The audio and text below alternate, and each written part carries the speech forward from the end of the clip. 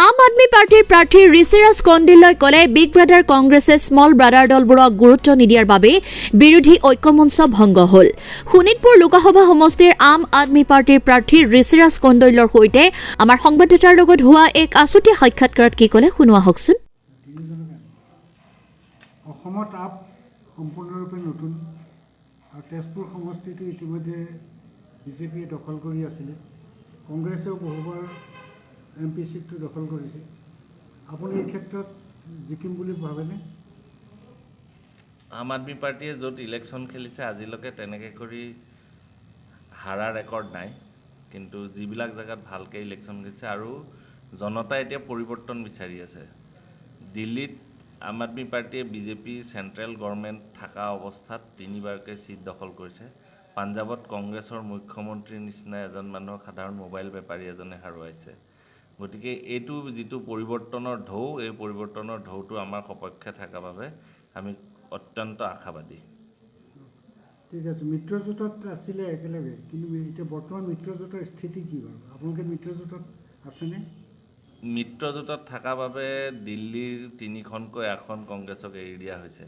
তাৰপিছত কংগ্ৰেছে অসমত আমাৰ আসন ডিক্লেয়াৰ কৰাৰ পিছত কংগ্ৰেছে মিত্ৰজোঁট ভাঙিছে আৰু মিত্ৰজোঁট ভাঙাটো কংগ্ৰেছৰ বাবে এটা বহুত ডাঙৰ ভুল হৈছে। সেইটো ভুলৰ কংগ্ৰেছে সোনকালে শুধৰণি কৰি ল'ব বুলি আমি ভাবোঁ। কাৰ ওপৰত আপোনালোকৰ মন্তব্য কি? আমি নামানো। আমাৰ ৰাষ্ট্ৰীয় নেতৃত্বৰ সম্পূৰ্ণ কাৰ বিপক্ষে থিয় হৈছে আৰু আমি অসমীয়া হিচাপে কাৰ বিপক্ষত আছিলোঁ, থাকিম আৰু থাকিয়ে যাম। ডিব্ৰুগড় সমষ্টিটো আপৰ কেণ্ডিডেট আছে, তেজপুৰতো আছে আৰু এঠাইত দিছে গুৱাহাটীত। গতিকে মিত্ৰজোঁটত যেতিয়া লুৰিণজ্যোতি গগৈ তাত আছে, তেনে ক্ষেত্ৰত আপোনালোকৰ ভূমিকা কি হ'ব? লুৰিণজ্যোতি গগৈ আমি মিত্ৰজোঁটলৈ অহাৰ আগতে টিকেটটো ডিক্লেয়াৰ্ড আছিলে আৰু সেইটো বিষয়ত আলোচনা কৰিব পাৰি, কিন্তু বাকীখিনি কথাত লৈ পেলাই আমাৰ চেণ্ট্ৰেল কমিটিৰ লগত যিখিনি ডিছকাশ্যন হৈছে, সেই ডিছকাশ্যন মৰ্মে আমাৰ চিট আগতীয়াকৈ ডিক্লেয়াৰ হৈছিলে।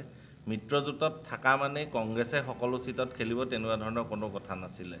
যে মিত্ৰজোঁটত থাকিলে কংগ্ৰেছে বিগ ব্ৰাদাৰ কাৰণে চব লৈ ল'ব আৰু স্মল ব্ৰাদাৰ বুলি বাকীবিলাকক একো নিদিব, তেনেকুৱা ধৰণৰ কোনো কথা নাছিলে।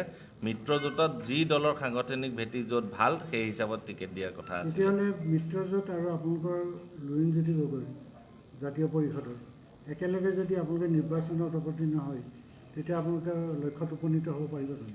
জনগাঁথনিৰ যিটো ভেটি, সেই ভেটি হিচাপত লুৰিণজ্যোতি গগৈ আৰু আম আদমি পাৰ্টিৰ প্ৰাৰ্থীয়ে খেলিলে সেইটোত আম আদমি পাৰ্টিৰ বিজয়ী হোৱাৰ সম্ভাৱনা বেছি আছে। তেনেহ'লে আপোনালোকৰ মিত্ৰজোঁটৰ মূল্য কি থাকিল? সেইটো দিল্লীত আলোচনা কৰিছে। মিত্ৰজোঁটটো আমাৰ চলি আছিলে আৰু আমি কেতিয়াও মিত্ৰজোঁটৰ পৰা বাহিৰ যোৱা নাই।